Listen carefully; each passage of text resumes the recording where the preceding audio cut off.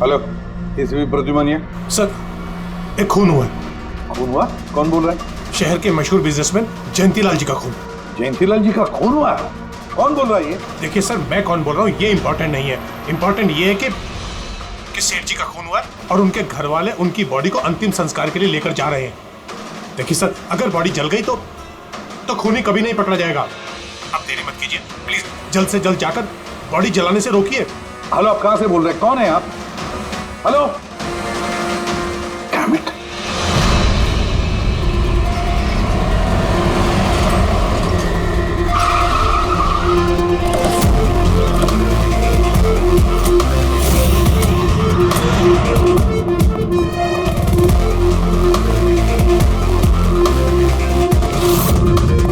अरे कौन है आप लोग? ऐसे कैसे घर में अंदर आ रहे हैं? हम लोग सीआईडी से हैं। घर के सारे लोग कहाँ हैं? सर वो लोग तो साहब की बॉडी लेकर शमशान घाट गए हैं। शमशान घाट गए?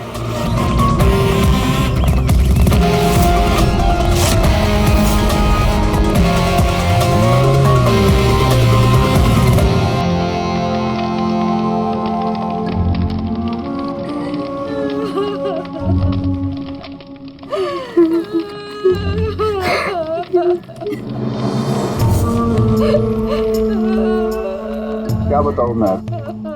यकीन नहीं हो रहा कि जयंती भाई अब हमारे बीच नहीं है। 15 साल पुरानी दोस्ती थी मेरी। वो तो मेरे बड़े भाई जैसे थे। पता नहीं ये सब कैसे अचानक से हो गया।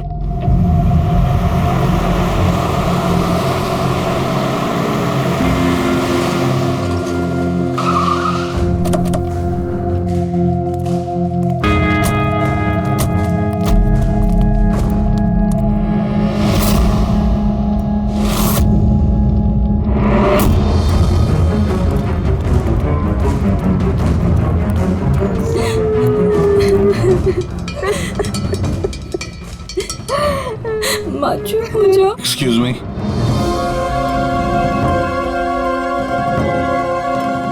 देखिए, हम लोग सीआईडी से हैं। हाँ? जयंतीलाल जी के परिवार वालों से मिलना चाहते हैं। मैं जयंतीलाल जी की पत्नी दीपा। दीपा जी, हमें पता है ये सही समय नहीं है पूछताछ करने की, मगर क्या करें? वो जयंतीलाल जी की मौत के बारे में हमें कुछ पूछताछ करनी है। पूछिए, क्या पूछना चाहते हैं आप लोग? आप सुशील जयंती, उनका बड़ा बेटा। सुशील जी, हमें खबर मिली है कि आपके पिता की मौत एक नेचुरल डेथ नहीं थी, उनकी हत्या हुई है। क्या? ये कैसे हो सकता है? हम डॉक्टर सूरज, मैं जयंतीलाल का फैमिली डॉक्टर हूँ। मैंने ही कल रात उनको चेक करके उन्हें डेथ सर्टिफिकेट दिया था। He died a natural death। ये सही कह रहे हैं। जयंती भाई की मौत सभी घर वालों के सामने ही तो हुई थी, और इतने सालों से मेरा इस परिवार से रिश्ता है। वो लोग झूठ क्यों बोलेंगे? तो आप लोगों ने इतनी जल्दी में बॉडी क्यों जला दी? तो क्या ये भी गुनाह है? इतने महीनों से पिताजी बीमार थे, कितने इलाज किए, कितनी कोशिशें की, नहीं बचे वो। देखिए, हमें इंफॉर्मेशन मिली है कि जयंतीलाल जी की हत्या हुई है। क्या? हमने आपके पड़ोसी से भी पूछा। उन लोगों ने भी कल रात जयंतीलाल जी के चिल्लाने की आवाज सुनी थी। देखिए, पड़ोसियों ने जो कहा वो सही है, लेकिन उनको या आप लोगों को सही बात नहीं पता है। और वो सही बात क्या है? पिछले 3 महीने से डैडी की दिमागी हालत भी ठीक नहीं थी। वो ना सिर्फ लोगों को और बातों को भूलने लगे थे, बल्कि उनको हेलुसिनेशन यानी भ्रम हो गया था। गलत सही, सच झूठ का फर्क उनको समझ में नहीं आ रहा था। दौरे पड़ने लगे थे उनको लगने लगा था जैसे उनको कोई मारने वाला है। कल रात भी उनको ऐसा ही दौरा पड़ा था। शांत,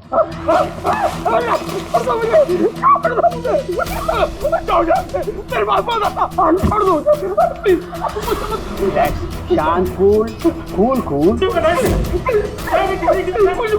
इंजेक्शन गई। Fast, come fast. डैडी शांत, रिलैक्स। कुछ नहीं होगा। पापा संभालो क्या? अरे क्या कर रहे हो? बच्चों की तरह क्यों जिद कर रहे हो? डांट जाइए। सुशील जी, उनका स्लीव ऊपर करो। जाने दो, मुझे मारो। बस।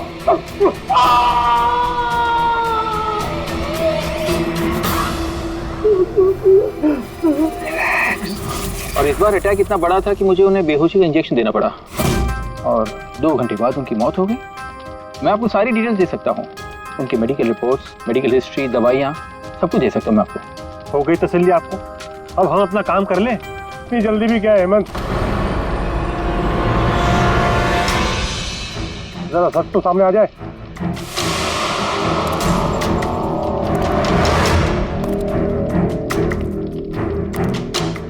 आप सर, मेरा नाम मोहन, मैं जयंतीलाल जी का वकील। मैंने आपको फोन किया था सर। मोहन जी, आपको ऐसा क्यों लगता है कि जयंतीलाल जी की हत्या हुई थी? मेरे शक की वजह है उनकी वसीयत। लेकिन ऐसा क्या है इस वसीयत में? सब कुछ, कि उनकी जायदाद में से किसको कितना हिस्सा मिलेगा। उससे क्या फर्क पड़ता है? हम सब एक फैमिली हैं, किसी को छोटा किसी को बड़ा शेयर मिलेगा, यही ना? दैट्स ओके, कोई फर्क नहीं पड़ता है। अगर जयंतीलाल जी की मौत नेचुरल ना होकर मर्डर साबित हुई तो आप में से किसी को भी उनकी जायदाद का कोई हिस्सा नहीं मिलेगा। Nothing at all. ऐसे कैसे हो सकता है? मुझे बराबर याद है कि 1 साल पहले उन्होंने मेरी सलाह लेकर ही ये वसीयत बनाई थी और उसमें तो ऐसा कुछ भी नहीं लिखा था। दीपा जी, 3 महीना पहले उन्होंने नई वसीयत बनवाई थी। ये क्या बोल रहे हैं आप? ये कैसे हो सकता है? ये सब कुछ बकवास है। अरे पिताजी आपको कब मिले? आप तो 3 महीने से हमारे घर पे आए नहीं और पिताजी भी 3 महीने से घर के बाहर निकले ही नहीं। तो फिर हेमंत, वो खुद मेरे ऑफिस में आए थे 3 महीना पहले उन्होंने नई वसीयत बनवाई थी। ये क्या बोल रहे हैं आप? ये कैसे हो सकता है? ये सब कुछ बकवास है। अरे पिताजी आपको कब मिले? आप तो 3 महीने से हमारे घर पे आए नहीं और पिताजी भी 3 महीने से घर के बाहर निकले ही नहीं। तो फिर हेमंत, वो खुद मेरे ऑफिस में आए थे 3 महीना पहले। मैं अब जिंदा नहीं रहूंगा। आप क्या कह रहे हैं सर? कोई मेरी जान लेना चाहता है, मुझे मार डालेगा। सर, कैसी बात कर रहे हैं आप? कौन है जो आपको मारना चाहता है? कोई अपना, मेरे परिवार के सदस्य में कोई है। मुझे पूरा यकीन है कि मैं अब चंद दिनों का मेहमान हूं।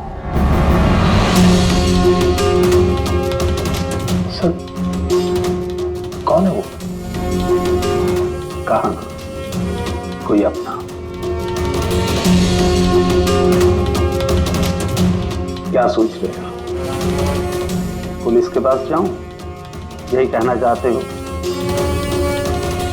सर, मैं पुलिस को खबर करूं? नहीं, पुलिस वाले भी अब मुझे पागल समझेंगे। तुम मेरा एक काम करो मोहन, मेरा वसीयतनामा बदल डालो। अगर मेरी मौत हो जाती है और मौत के बाद ये साबित होता है कि उसका कारण मेरा परिवार है, तो मेरा बिजनेस, मेरा पैसा, मेरा कुछ भी परिवार के किसी भी सदस्य के नाम नहीं होगा। सर, अगर परिवार के सदस्य को नहीं मिलेगा तो किसको मिलेगा?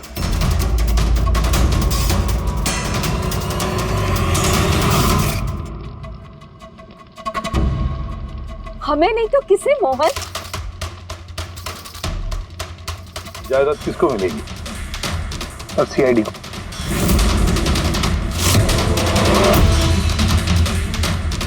क्या बकवास कर रहे हैं आप? जी सर, अगर जयंतीलाल जी की मौत हत्या साबित होती है तो उनकी सारी जायदाद, जो कि लगभग 5000 करोड़ है, वो सीआईडी को और पुलिस वेलफेयर डिपार्टमेंट को मिलेगी। ये क्या मजाक कर रहे हैं आप? ऐसा कैसे हो सकता है? हो सकता है, अगर उनकी मौत हत्या साबित हुई तो। लेकिन उनकी तो हत्या हुई नहीं। हम वहीं तो थे। जो कुछ भी हुआ हमारे सामने हुआ है। उनकी हत्या हुई है या नहीं वो हम पता लगा लेंगे। अरे आप कैसे पता लगाएंगे? बॉडी तो है ही नहीं। बॉडी जल चुकी तो क्या हुआ, राख तो है। जब तक ये केस सुलझती नहीं तब तक जयंतीलाल जी की राख हमारी कस्टडी में रहेगी। अरे लेकिन सॉरी मैम।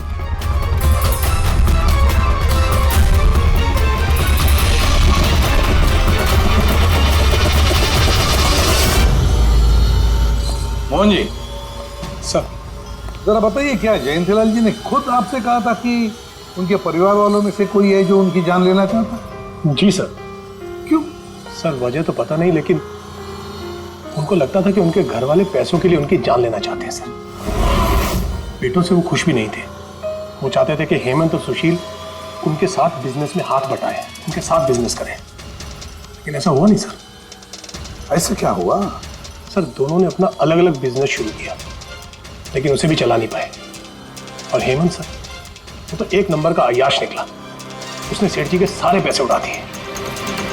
सर बाप बेटे में हमेशा खटर पटर चलती रहती थी, कभी बनी नहीं बाप बेटे में। बनती नहीं थी, मगर हम बाप बेटे तो थे। मुझे पैसों की बहुत जरूरत थी, लेकिन इसका ये मतलब थोड़ी है कि मैं अपने पिता को ही मार दूंगा। मार भी सकते हो। आखिरकार दुनिया में आधी से ज्यादा गुनाह तो पैसों के लिए ही होते हैं। फिर तो सुशील भैया की वजह मुझसे बड़ी थी। उनका पिछला बिजनेस उन्होंने घाटे में बंद किया और अभी जो है वो नुकसान में चल रहा। सर मार्केट का बहुत पैसा है उनके ऊपर, और डैडी भी इस बार सुशील भैया की मदद करने के लिए रेडी नहीं थे। सर मैं मानता हूँ कि डैडी नाराज थे, नहीं दे रहे थे मुझे पैसे, पर मुझे ये भी पता है कि वो मुझे और मेरे परिवार को मरने के लिए नहीं छोड़ सकते थे।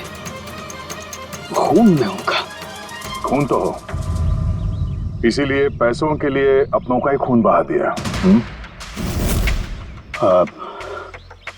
सर एक आइडिया है। क्या है कि अब जो हुआ सो हुआ, उसको बदला तो नहीं जा सकता, लेकिन इस सिचुएशन से अपना फायदा जरूर निकाल सकते हैं। क्या मतलब? वो सर आप ये मामला सुलझा दीजिए। मान लीजिए कि नेचुरल डेथ थी। अब वसीयत के हिसाब से पैसे सीआईडी और मुंबई पुलिस की जगह हमें मिलेंगे, जो उसके असली हकदार हैं। नहीं, आप लोगों का जो नुकसान हुआ होगा वो हम आपस में समझ लेंगे ना। सुशील जी, हर आदमी एक जैसा नहीं होता, और दोबारा ऐसे बात करने की गलती नहीं करना, समझे? तुम अपनी दादाजी से बहुत करीब थी ना? दादाजी मुझे बहुत प्यार करते थे। हम दोनों बेस्ट फ्रेंड्स के जैसे थे, एक दूसरे से सारी बातें शेयर करते थे। कभी दादाजी ने तुमसे ये कहा था कि उनकी जान को खतरा है, कोई उन्हें मारना चाहता है, ऐसे कभी कुछ कहा था उन्होंने? उन्हें हर किसी से डर लगता था। दादाजी सिर्फ मेरे पे विश्वास करते थे, बाकी उन्हें सबसे डर लगता था। तो उन्हें लगता था कि कोई उन्हें मार देगा। चलो दादू, अब हम खाना खाएंगे। क्या ये? चलो चलो चलो चलो दादू। मुझे वो सब लोग इसमें जहर मिला के मुझे मारना चाहते हैं। कौन मारना चाहता है दादू आपको? वो सब लोग मिले हुए हैं, सब मेरे खिलाफ साजिश कर रहे हैं। तुम मत खा, अरे फेंक देते, वरना तुम भी मर जाएगी। दादू आप मेरा विश्वास करो, ये खाना मैंने अपने हाथों से बनाया, इसमें कुछ नहीं है, इसमें जहर भी नहीं, कुछ नहीं है दादू। आप मेरा विश्वास करो। देखो देखो देखो, मेरे हाथों में खा रही हो ना, देखो देखो, मुझे कुछ हुआ, मैंने अपने हाथों से बनाया। चलो दादू, चलो चलो चलो, खाओ खाओ खाओ खाओ। गुड दादू, गुड दादू। चलो एक और बाइट, जल्दी से जल्दी से जल्दी से जल्दी से एक और बाइट खाएंगे। अच्छा है ना दादू? गुड गुड, चलो चलो। कितना प्यार करती है तू, मेरा कितना ख्याल रखती है, बाकी सब लोग मेरी दौलत के पीछे मुझे मार देंगे। दादू आपको कुछ नहीं होगा, आपका बहादुर बच्चा है ना इधर, मैं आपको कुछ नहीं होने दूंगी। देखो, अब तुम घर जाओ, जाओ, और देखो किसी भी चीज की जरूरत पड़े तो मुझे फोन करना, ठीक है? जाओ।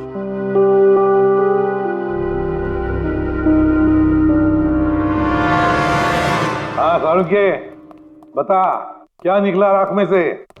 बॉस, राख में से बड़ी जबरदस्त बात निकली है। हालांकि इस राख ने मुझे कम परेशान नहीं किया, लेकिन मैंने भी इसका मुंह खुलवा ही लिया, है ना? तो फिर बता दे यार।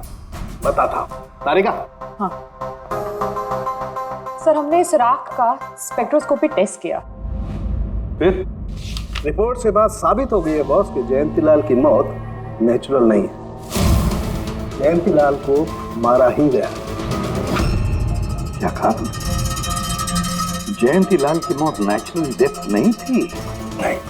कैसे समझे? कैसे मारा? लार्सनिक से। लार्सनिक? जयंतीलाल की राख में हमें लार्सनिक मिला है बॉस। राख में से लार्सेनिक? सर, कुछ केमिकल्स और हेवी मेटल्स, धातु ऐसे होते हैं जो जलने पर भी नहीं खत्म होते। लार्सेनिक उनमें से एक है। इसलिए लाश के पूरी तरह जल जाने के बावजूद उसमें मौजूद लार्सेनिक जलाने और राख में ऐसे ही रहा। लेकिन एक बात समझ में नहीं आ रही है साहब कि अगर जयंतीलाल की मौत लार्सनिक की वजह से हुई है तो फिर उसके फैमिली डॉक्टर सूरज को ये पता कैसे नहीं चला? पता कैसे नहीं चला? उसने नेचुरल डेथ का सर्टिफिकेट इश्यू किया ही कैसे और क्यों? बॉस, अगर लार्सनिक जैसा जहरीला केमिकल इंसान के शरीर में एक साथ बहुत ज्यादा मात्रा में पहुंचा दिया जाए तो इंसान की तुरंत मौत हो जाती है। लेकिन अगर यही जहर धीरे धीरे थोड़ी थोड़ी मात्रा में उसके शरीर में पहुंचाया जाए तो उसकी मौत एक साथ एकदम नहीं होती है। पहले उसकी याददाश्त जाती है, फिर उसे अजीब अजीब से सपने आने लगते हैं, उसे हेलुसिनेशन होने लगता है, भ्रम होने लगता है, फिर पागलपन के दौरे पड़ते हैं। और जयंतीलाल के साथ ये सब कुछ हो रहा था। लार्सनिक? जी हाँ, लार्सनिक। और इससे यह साबित हो गया कि जयंतीलाल जी की मौत बीमारी से नहीं बल्कि उनका खून किया गया। लेकिन ये किया किसने? वही पता करने हम लोग यहाँ हैं। अभिजीत, जयंतीलाल जी का कमरा चेक करना पड़ेगा। Okay sir.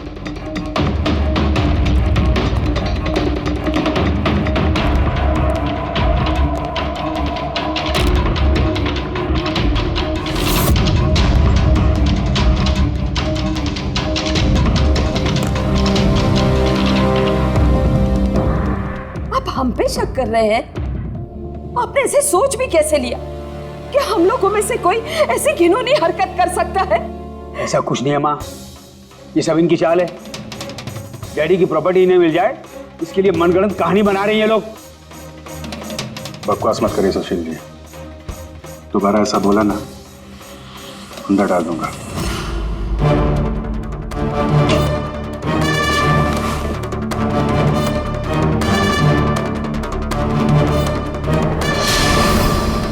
आप धमका कर हमें चुप करा सकते हैं लेकिन कुछ साबित नहीं कर सकते। एग्जैक्टली। आप लोग ये सब कुछ इन 5,000 करोड़ के लालच में कर रहे हैं ना? बोल चुके आप लोग, अब बस सीआईडी को अपना काम करने दीजिए।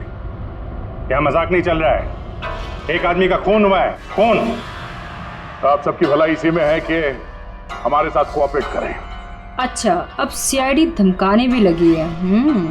ये धमकी नहीं है, ये आशी, आशीष, आशी बेटा, आशी क्या हो गया? आशी बेटा, आशी बेटा उठो। आशी आंखें खोलो, क्या हो गया तुम्हें? आशी, आशी बेटा क्या हो गया? अरे जरा देखो इसे भी, क्या हो गया मेरी बच्ची को? आशी, क्या हुआ? आंखें खोलो, हो गया। आशी बेटा, आशी बेटा, आशी। आशी।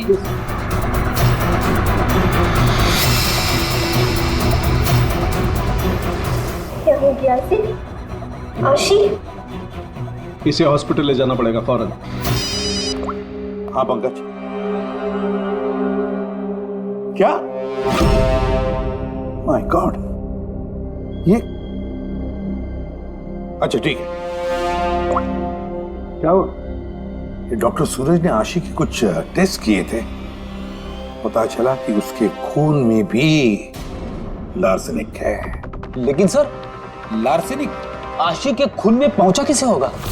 सर, ऐसी कोई कॉमन चीज जो जयंतीलाल जी और आशी दोनों के कांटेक्ट में आई हो? खाना। अब आशी ने बताया था ना कि कुछ दिनों से जयंती लाल जी का खाना वो खुद टेस्ट कर रही थी? नहीं नहीं बस खाना नहीं, ये कुछ और है। ये सालू के साहब, ये आपको कैसे पता चला? बताता हूँ, बस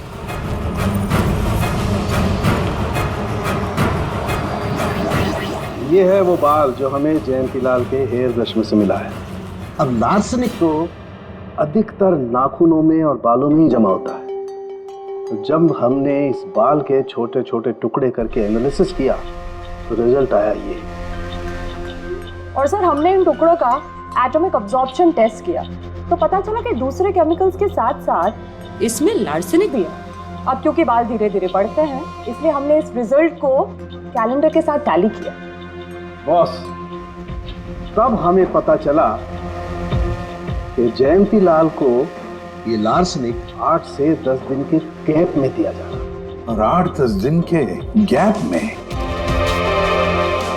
इसका मतलब जो भी है, जयंतीलाल को हर 8-10 दिन के इंटरवल पर लार्सेनिक दे रहा था, धीरे धीरे मार रहा था। और इसकी शुरुआत हुई बॉस 3 महीने पहले।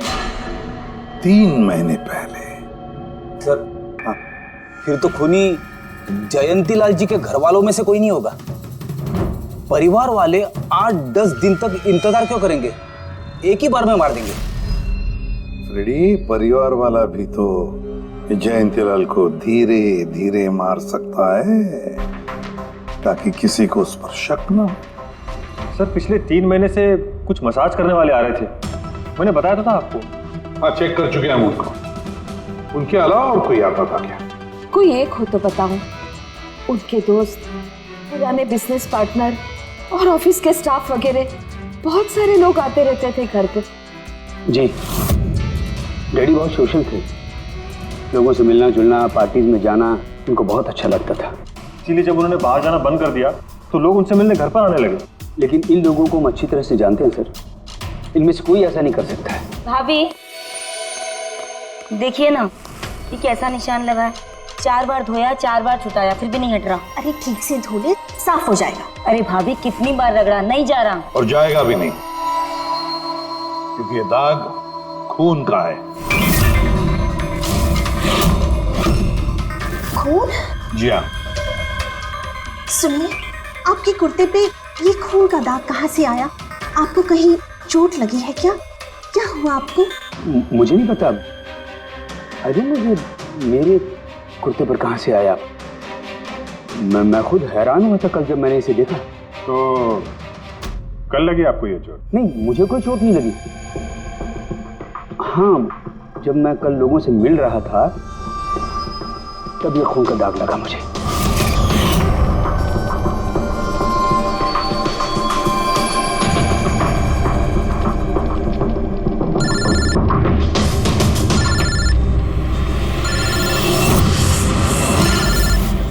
बिना चोट खून के धब्बे, अजीब बात है।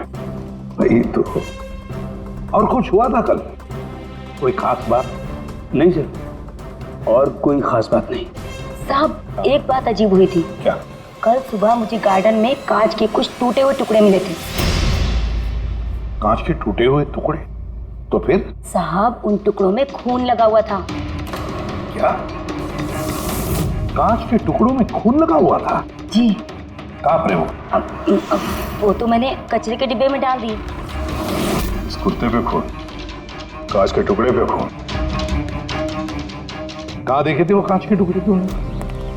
ये देखिए, यहाँ पर मिले थे मुझे कांच के टुकड़े। यहाँ पर? जी।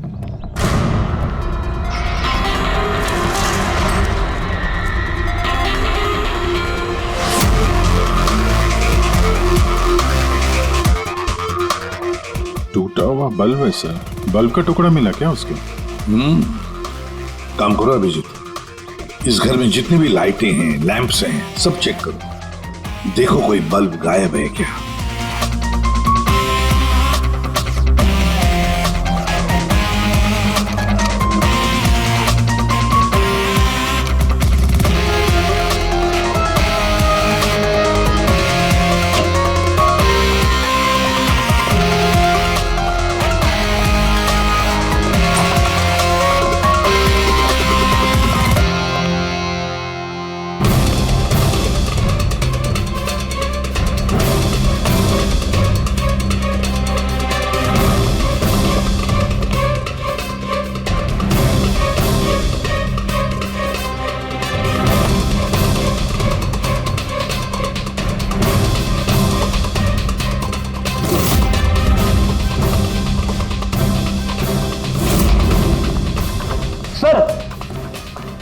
सब जगह देख लिया, कांच का टूटा हुआ सामान कहीं पे भी नहीं है।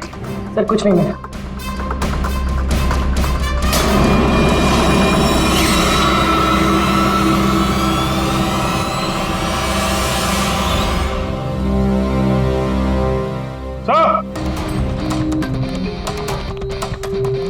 आप जी ये सही, ये देखिए यहाँ का बल्ब गायब है।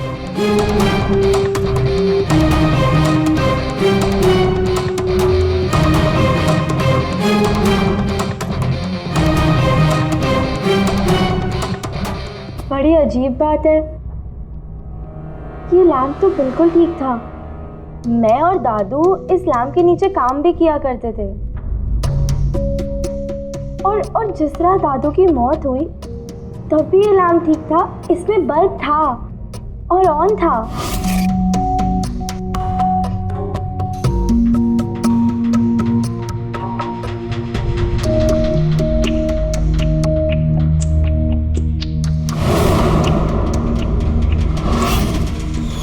तो फिर इस लैम्प से बल्ब अचानक गायब कैसे हो गया?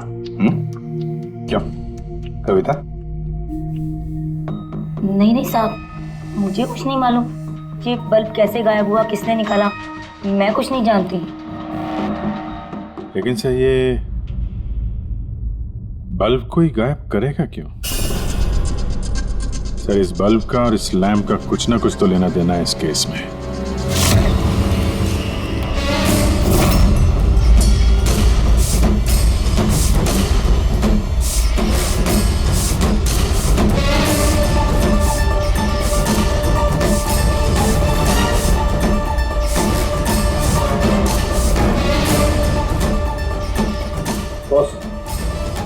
ये धब्बे देख रहे हो? ये धब्बे लार्सनिक के हैं। लेकिन ये लार्सनिक के धब्बे पूरे लैंप पर कैसे हैं? बॉस, हुआ ये होगा, खूनी जयंतीलाल जी के घर पे आता होगा हर 8 या 10 दिन में। नमस्ते साहब, साहब ऊपर है अपने कमरे में।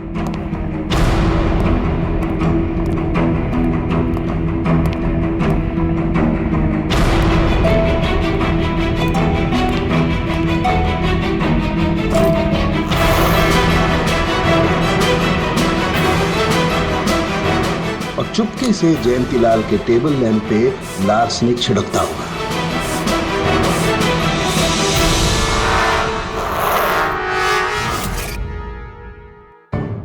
शायद जयंतीलाल जी हमेशा इस टेबल पर बैठ करके काम किया करते थे।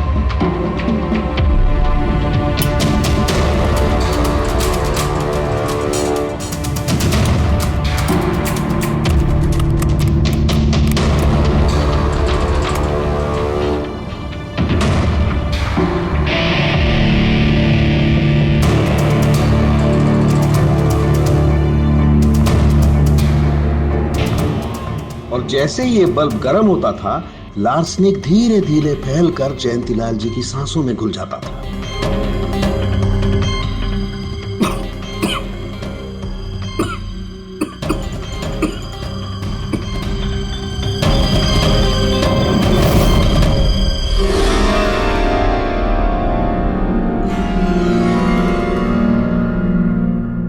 सालों के साथ आशी को लार्सेनिक का इतना असर क्यों नहीं हुआ?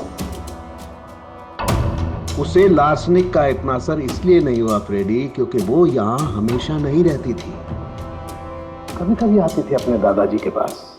यार जो भी कोई है, इस जयंतीलाल के और घर वालों के करीब का ही कोई है, इसलिए वो जयंतीलाल की मौत के वक्त यहाँ मौजूद था। और मौत होने के बाद में सबूत मिटाने के लिए उसने उस लैंप में से वो बल्ब निकालकर अपने जेब में रख दिया होगा और फिर सभी घर वालों से मिलते वक्त सुशील जी को भी अपने गले लगा लिया।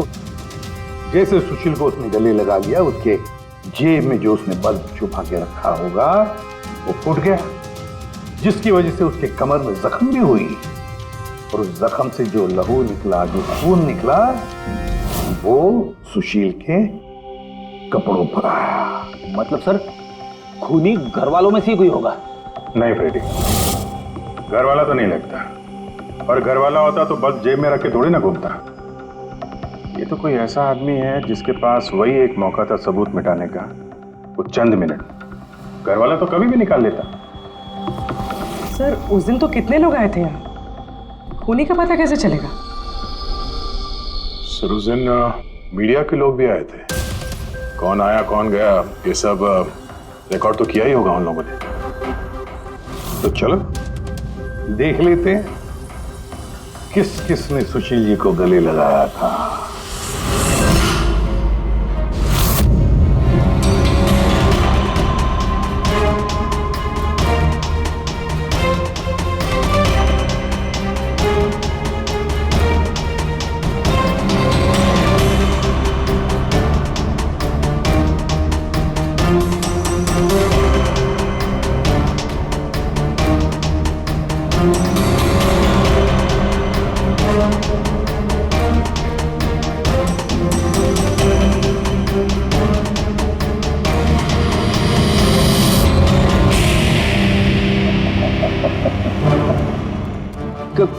क्या हुआ सर? खूनी का पता चल गया? हाँ फ्रेडी, खूनी मिल गया। कौन है? फ्रेडी, इस आदमी की पूरी कुंडली निकालो, पता लगाओ पिछले 3 महीनों में ये कहां कहां गया था, किस किस से मिला था, क्या क्या किया है इसने, सब कुछ।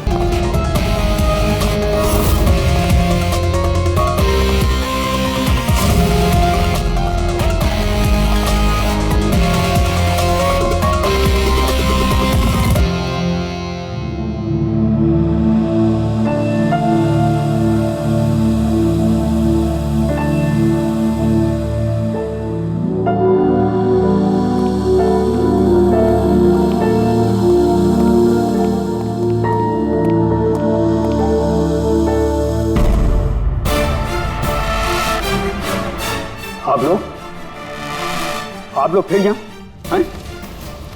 खूनी का तो पता चला नहीं होगा, कुछ छानबीन रहेगी होगी नहीं?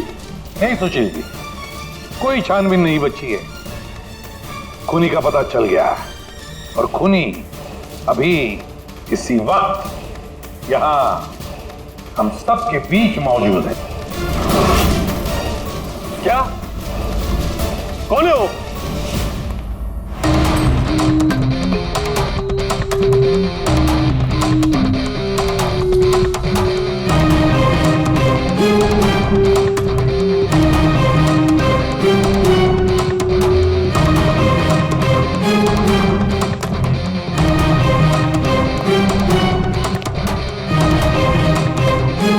अरविंद जी,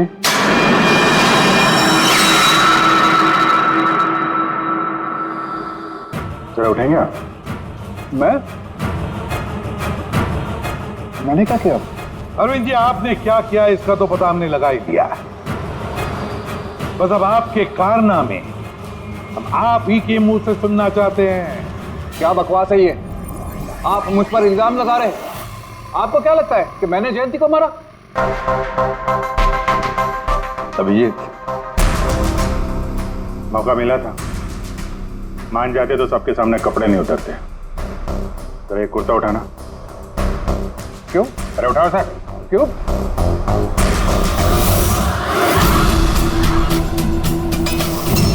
क्या ये निशान कैसा है?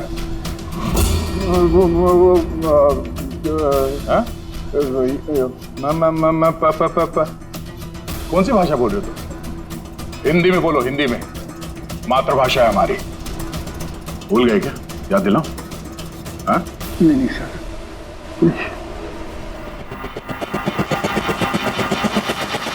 बताता हूँ। नफरत करता था मैं जयंती से। 5 साल पहले हमने एक बिजनेस शुरू किया था। आज ये इतना बड़ा 5000 करोड़ का एम्पायर है ना, वो मेरे मेहनत की कमाई थी। मैंने अपनी जिंदगी की सारी जमा पूंजी इस बिजनेस पे लगाई थी, पर जयंती की नीयत में खोट थी। उसने मुझे धोखा दिया, मुझे मेरी कंपनी से निकाल दिया। तब मैंने सोचा कि जब मौका मिलेगा तो मैं इसका हिसाब चुकता करूंगा। और वो मौका तुम्हें मिला 3 महीने पहले एडवोकेट मोहन के ऑफिस में, जहां पर जयंतीलाल जी भी आए थे और तुम्हें चुपके से उन दोनों की बातें सुन ली थी। अगर मेरी मौत हो जाती है और मौत के बाद ये साबित होता है कि मेरी किसी ने हत्या की है, तो मेरा बिजनेस, मेरा पैसा, कुछ भी मेरे परिवार के किसी भी सदस्य को नहीं मिलेगा। सर, अगर परिवार के सदस्य को नहीं मिलेगा तो किसको मिलेगा? सीआईडी को, जो मेरा मर्डर इन्वेस्टिगेट करेगा। मुझे लगा अच्छा मौका है, जयंतीलाल को मारूंगा मैं और शक जाएगा उसके परिवार पर। और इसीलिए तुमने जयंतीलाल की तरफ दोस्ती का हाथ बढ़ाया, एक नया प्रपोजल लेकर। क्यों? मेरे दिमाग में एक आइडिया था जिसके लिए मेरा उसके घर बार बार जाना जरूरी था।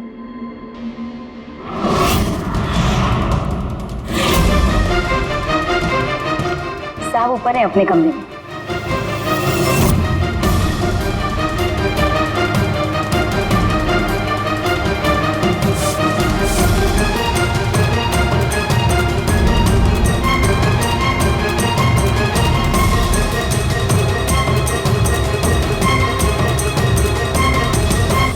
लेकिन एसीपी साहब, आपको इन पे शक कब हुआ?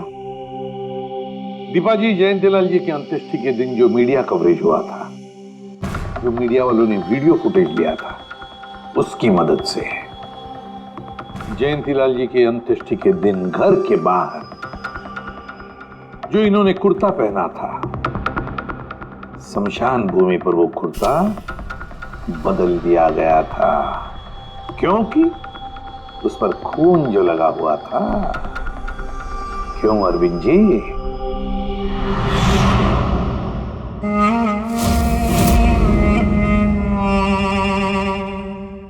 अरविंद जी, बदले की आग में तुमने जयंतीलाल का खून कर दिया।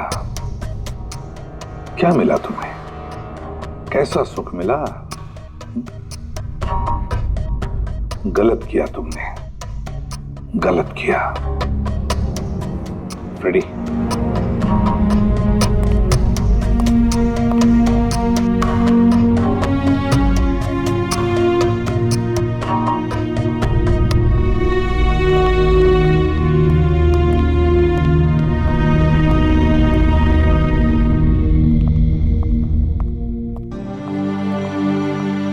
Thank you sir, thank you very much.